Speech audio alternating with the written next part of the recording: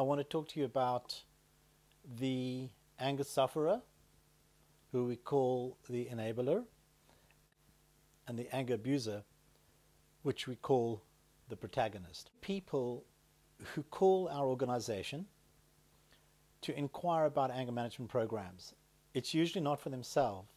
It's usually for loved ones like the father or the brother or the mother or the sister or the uncle or the aunt.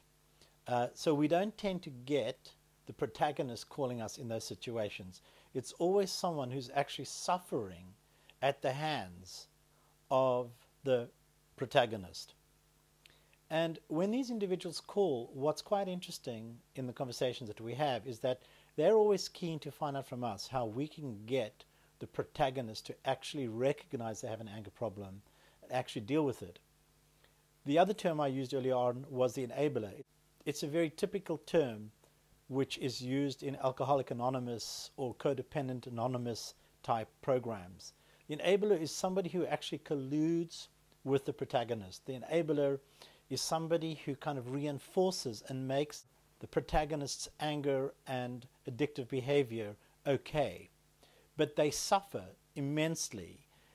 And because of that, they're actually afraid to confront or to challenge the protagonist in case, of course, it might have consequences. The kinds of calls that we're getting from the enablers are based on their own levels of desperation, which is, from our point of view, is very interesting because it means that the protagonist doesn't recognize that they have issues with anger, or they might recognize that they have issues with anger but don't actually take their issues as seriously as the enabler takes their issues. So out of desperation, the enabler calls us hoping that we can fix the problem. Now, of course, as an organization, we cannot fix the problem. We cannot fix anybody. All we can do is to offer an anger management program to the protagonist in order to support him or her in dealing with and managing their anger. What defines a protagonist? And what I've got here is a very interesting list which you can see on our website and on our Anger Awareness Week page. Very simple questions that we ask the enabler as a way of giving them an opportunity to recognize that they're actually victims and sufferers at the hands of other people's abuse or abusive behavior.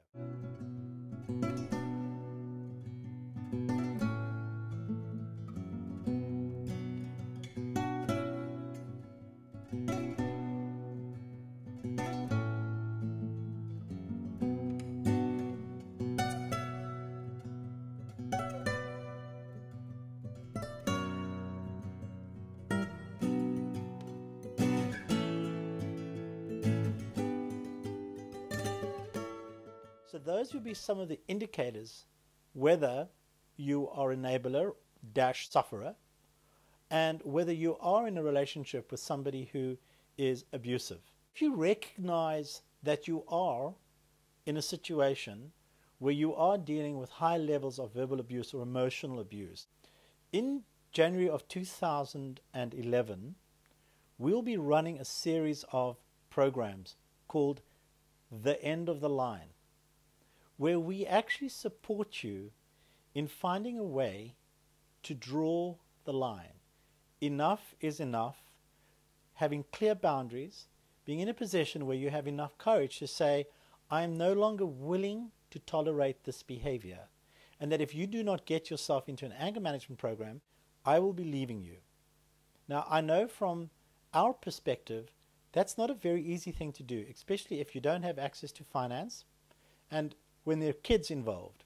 But what we will do on that program is give you an indication of how you can actually structure the process to do one of two things: to support and encourage somebody to get into a program, or whether you want to remain in that kind of a relationship for the next 5, 10, or 15 years.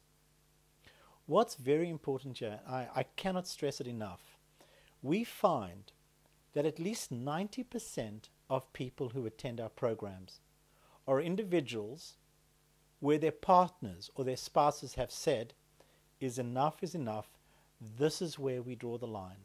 They then will fly from anywhere in the world and they will pay whatever we want them to pay in order to save their relationship is to support the enabler, to encourage the protagonist to get their commitment to participate in an anger program within at least 3 to 6 weeks of having received our information.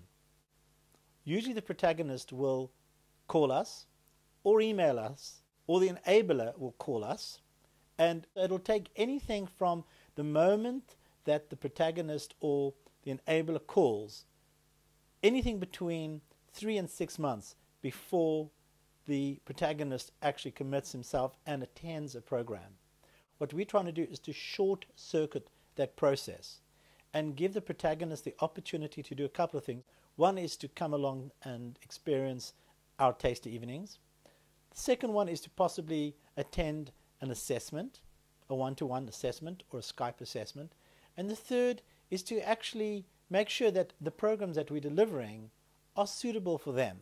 So they can read about that in our literature, they can read the testimonials, they can read my book, Beating Anger by Mike Fisher, or of course they can ask as many questions that they want to ask. And on the basis of that, then jump onto one of our programs if they think that's suitable. The excuses that we hear, which is interesting. The one excuse is it's too much. It's far too expensive. The second excuse that we hear is, well, we don't know whether it will work. But let me just say a little bit about that. With regards to whether it works or not, in our surveys that we've done over 5 years, we found that at least 82% of the individuals who attended our program, 18 months later they were still working and they were profoundly transformative. There were only 3% of the individuals who attended our programs that said it was a waste of time and a waste of money. We know for a fact that those 3% were individuals who were sent and didn't want to be there in the first place. The second part of this is that the cost. The question that we really ask is, how can you put a price on your own emotional well-being? How can you put a price on the emotional well-being of your family and friends?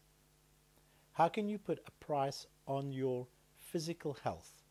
So whether it's £620 or it's £5,000, at the end of the day, the cost is not the issue here. The issue here is the shame to attending the programs and the resistance and the fear of change. So we want to encourage and support enablers to do what they can through an educated process to get the protagonists onto the program sooner than later. So instead of doing a 30-hour program over 10 weeks or a weekend to 35 weeks, it goes from a couple of £100 to thousands of pounds. So the choice is yours.